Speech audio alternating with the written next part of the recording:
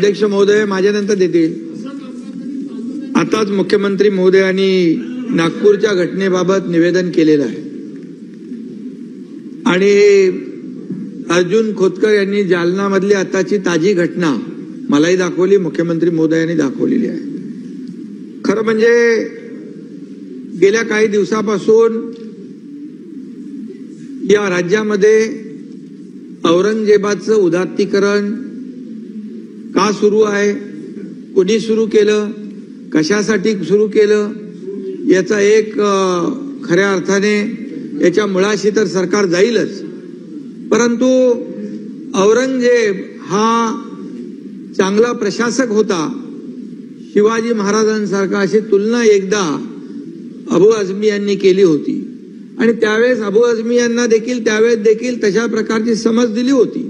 पण पुन्हा त्यांनी काय राजकीय त्यांना फायदा मिळवायचा असेल म्हणून पुन्हा धर्मवीर संभाजी महाराजांचा अनन्वित छळ करून ज्या औरंगजेबाने हलाल करून त्यांचा छळ करून त्यांची हत्या केली हे आपल्या सगळ्यांना माहित आहे. त्यांचा इतिहास जर वाचला शंभूराजांचा आणि आता जो छावा सिनेमा पाहिला तर त्याची खरी वस्तुस्थिती त्याच्यामध्ये काय ती दाखवण्यात आलेली आहे. जर शंभूराजे छत्रपती संभाजी महाराज यांना 40 दिवस अनन्वित छळ केला, त्यांची जीभ छाटली, त्यांच्या अंगावरची साल्टी काढली, त्याच्यावर गरम तेल ओतलं, गरम पाणी ओतलं, त्याच्यावर मीठ टाकलं, त्याची जीभ छाटली, त्याच्या डोळ्यामध्ये गरम शिगा टाकल्या, असा अनन्वित छळ केलेला औरंगजेबाचं उदात्तीकरण करणं योग्य आहे का, हे माझा सवाल आहे. आणि हा औरंग्याचा हा अशा प्रकारचं उदात्तीकरण करणं म्हणजे खऱ्या अर्थाने आपल्या शंभूराजांचा छत्रपती शिवाजी महाराजांचा अपमान करणं, खऱ्या अर्थाने हा देशद्रोहच आहे. हा औरंग्या आला कशाला आपल्याकडे, आपल्या महाराष्ट्राचा घास घ्यायला आला, आपले मंदिरं उद्ध्वस्त केली, आया बहिणींचे अब्रू लुटली. त्यांनी काय काय केलं. शंभूराजे भेट सापडत नव्हते तेव्हा निष्पाप लोकांचे बळी घेतले, रक्ताचे पाट वाहिले. हा सगळा इतिहास आहे. हा सगळा इतिहास असताना औरंगजेबाचं उदात्तीकरण करणं, समर्थन करणं, आम्ही कुठल्याही समाजाच्या विरुद्ध नाही आहे. एक सच्चा देशभक्त मुसलमान पण या औरंग्याचं समर्थन करू शकणार नाही, करणार नाही. खरं म्हणजे अशा प्रकारचं त्याचं कौर्य होतं, अशा प्रकारचं त्याची क्रूरता होती. आणि ज्या शंभूराजांना त्यांनी अनन्वित छळ करून मारलं तरी सुद्धा शंभूराजांनी बलिदान केलं, पण त्याच्या समोर मान झुकवली नाही भास्करराव. आणि म्हणून हा इतिहास आहे, हा इतिहास आहे. हा इतिहास आपल्या समोर असताना आज काल समजा नागपूरमध्ये एक औरंगजेबाच्या विरोधात आंदोलन केलं. कितीतरी आंदोलन होत आहेत. का औरंगजेब का आपला संत होता, का कोणाचा सगळे सोयरा होता, का कोणाचा नातेवाईक होता? कोण लागतो औरंग्या, कोण आहे औरंग्या? अरे उलट हा औरंग्याचा औरंगा हा महाराष्ट्राला लागलेला कलंक आहे, कलंक आहे. आणि म्हणून नागपूरमध्ये एकीकडे आंदोलन झालं, आंदोलन झाल्यानंतर ताबडतोब पोलिसांनी येऊन मध्यस्थी केली, पोलिसांनी दोन्ही समाजाला शांतता प्रस्थापित केली. आणि बरोबर 8 वाजता संध्याकाळी 2-5 हजारांचा मॉब कसा काय जमतो. त्या ठिकाणी महाल परिसर, मोमीनपुरा, हंसापुरी, त्या ठिकाणी इतर भागामध्ये येतात लोक, जमतात सगळे लोक. घरात मी व्हिडिओ पाहिले, टीव्हीवर चॅनलवर बातम्या पाहिल्या, त्यांच्या प्रतिक्रिया पाहिल्या, त्या महिलांच्या, त्या लहान मुलांच्या प्रतिक्रिया पाहिल्या. घरामध्ये मोठे मोठे दगड टाकले, त्यामध्ये हॉस्पिटल तोडफोड केली. एक 5 वर्षाचा बच्चू मारता मरता वाचला. त्या ठिकाणी अध्यक्ष महोदय हॉस्पिटलमध्ये असलेल्या देवांचे फोटो जाळून टाकले. हे काय?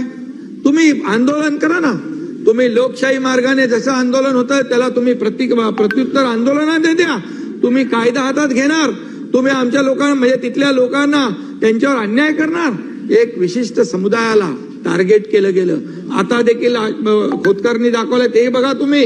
आणि यासाठी काल संध्याकाळी जो झालेला हल्ला आहे, 3 DCP लेवलचे अधिकारी जर जखमी होतात, दगडफेक होतीये, कुऱ्हाडीने हल्ला होतोय, पेट्रोल बंब कुठून येतात, पेट्रोल बंब कुठून येतात, पेट्रोल बंब फेकले जातात, गाड्या जाळल्या जातात. त्या ठिकाणी मोटरबाईक, 4 व्हीलर गाड्या सगळ्या जाळल्या तिकडं.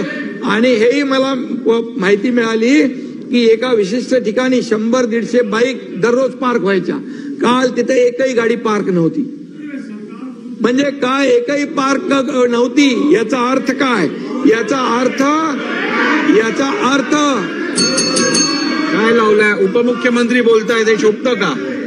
याचा अर्थ काय की जाणीवपूर्वक, नियोजनपूर्वक ही साजिश होती काही विशिष्ट समुदायाला टार्गेट करण्याची. अरे लोक तिथे जीव मुठीत घेऊन राहत होते. पोलीस येईपर्यंत असा धुमाकूळ घातला, जाळून टाकलं. पोलीस आल्यानंतर देखील पोलिसांवर हमला केला. अरे जे पोलीस कायदा सुव्यवस्थेचं रक्षण करताय, स्वतःचा जीव धोक्यात घालून, त्यांच्यावर तुम्ही दगडफेक करताय, कुऱ्हाडीने वार करताय, हत्याराने वार करताय, पेट्रोल बॉम्ब टाकताय. हे कसं काय सण? तलवारीने मारलंय. जयंतराव 40 पोलीस जखमी झाले, 33 पोलीस जखमी झाले, डीसीपी लेवलचे अधिकारी जखमी होत आहेत. याचा अर्थ काय घेणार आपण? कायदा सुव्यवस्था राखण्याची जबाबदारी सरकारची, गृह विभागाची, मुख्यमंत्र्यांची, तशी आपली सगळ्यांची आहे.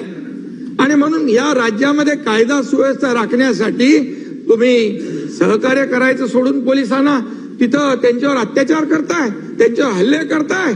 आणि त्याचबरोबर काय काय लोक बोलतायत, तुमचे हर्षवर्धन सपकाळ मुख्यमंत्र्यांची तुलना औरंगजेबाशी करतायत क्रूर प्रशासक म्हणून. काय चुकतो? आणि म्हणून अशा औरंगजेब हा देशद्रोही होता. औरंगजेबाने धर्मवीर संभाजी महाराजांचा अनन्वित छळ केला, डोळे काढले, जीभ छाटली. या काय मुख्यमंत्र्यांनी त्यांची जीभ चाटली का? डोळे काढले का? चामडी सोलली? काय सोललंय? आणि म्हणून हे आमचं सरकार जे आहे, तुम्ही कुणाची तुलना कुणाबरोबर करताय? शिवाजी महाराजांची तुलना औरंगजेबाबरोबर करताय आणि या औरंगजेबाची तुलना क्रूर म्हणून, प्रशासक म्हणून यांच्याशी करताय. काय करताय? तुमचं काय चाललंय? आणि म्हणून तुम्हाला सांगतो, नाना तुमचे अध्यक्ष हर्षवर्धन सपकाळ यांनी माफी मागितली पाहिजे. या ठिकाणी माफी मागितली पाहिजे.